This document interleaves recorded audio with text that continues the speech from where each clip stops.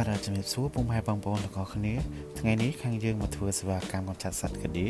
នៅផ្ទះបងស្រីមួយកន្លែងនៅភូមិភ្នំពេញគាត់បានតាក់ទងមកយើងឲ្យមកឆែកមើលសិនឥឡូវយើងមកបានឆែកមើលរួចរាល់ហើយឃើញថាសត្វកាឌៀនេះកំពុងតែស៊ីបំផ្លាញទូលំអសម្រាប់តាំងទូរទស្សន៍ហើយនិងទូនៅមុខផ្ទះឃើញថាសត្វកាឌៀនេះកំពុងតែស៊ីដល់ក្រោមហើយបងស្រីថាមកចាំយូរធ្វើសេវាកម្មកម្ចាត់សត្វកាឌៀតែម្ដងយើងដំឡើងចំនួន2កន្លែងព្រោះថាសិតតែស្នាមកាឌៀមកស៊ីតែម្ដងកន្លែងទី1រួចរាល់យើងបានណត់ថ្ងៃខែដើម្បីមកឆែកលើកក្រោយចំនួនប្រមាណដងនេះគឺកន្លែងទី2ខ្ញុំបានសង្កេតឃើញថាសត្វកាឌៀនៅក្នុងនេះច្រើនយើងក៏បានដាក់មួយកន្លែងទៀតចំឧបករណ៍កម្ចាត់ទៅតាមចំណេញរបស់យើងបាទដោយបញ្ជាក់ម្ដងទៀតចឹងខាងយើងគឺមានការធានាត្រឹមត្រូវរយៈពេល4ទៅ5អាទិត្យគឺធានាថាសត្វកាឌៀនឹងមកស៊ីងាប់នៅក្នុងប្រអប់យើងតែម្ដងដូចនេះប្រអប់ទី2យើងបានរៀបរាប់មើលខ្ញុំនឹងថតវីដេអូគ្រប់ចំនួន1អាទិត្យ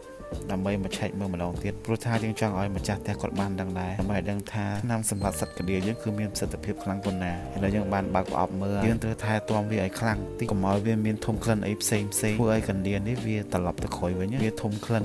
ចម្លែកក៏វាអត់មកស៊ីដែរជាក់ស្ដែងយើងពាក់សមដៃកុំឲ្យវាធំក្លិនរបស់យើងជំរឿខ្ញុំសូមមួយមើលឃើញថារយៈពេលតែមួយអាទិត្យទេណាសត្វកាឌៀនឹងគឺវាហៅគ្នាវាមកស៊ីច្រឡងងាប់ហ្មងតែឃើញវើករត់ហ្នឹងគឺសត្វកាឌៀដែលនៅរស់ណាព្រោះវារត់ហ្នឹងដោយសារវាត្រូវភ្លើងយើងត្រូវចាំងតែចាំងទៅសត្វកាឌៀហ្នឹងវាចាប់ផ្ដើមសកម្មភាពរត់ទៅកន្លែងផ្សេងអញ្ចឹងទៅតែនេះខ្ញុំថតហ្នឹងគឺចង់ឲ្យបងស្រីម្ចាស់តែគាត់បានមើលដែរថាកាឌៀហ្នឹងមកស៊ីច្រើនអត់អីទេដោយសារបងស្រីគាត់ធ្លាប់ប្រើសេវាកម្មយើងម្ដងរួចមកហើយអញ្ចឹងយើងក៏រៀបបិទទៅវិញទៅរងចាំអាទិត្យទី3យើងនឹងមកឆែកមើលម្ដងទៀតហើយសូមបញ្ជាក់ពុកម៉ែបងប្អូនម្ដងទៀតថាខាងយើងនឹងមកថែទាំកន្លែងដែលមានកាឌៀនឹងស៊ីថែទាំរហូតតអស់កាឌៀ 100% យើងអាចសម្អាតកន្លែងនឹងបានហើយយើងនឹងមានការធានាជូនបងប្អូនរយៈពេល3ឆ្នាំទៅ5ឆ្នាំអញ្ចឹងជាចុងក្រោយអត់មានអីទៀតទេមានតែសូមអរគុណពុកម៉ែបងប្អូនដែលជ្រើសរើសយកក្រុមហ៊ុនកម្ចាត់សត្វកាឌៀរបស់យើងខ្ញុំ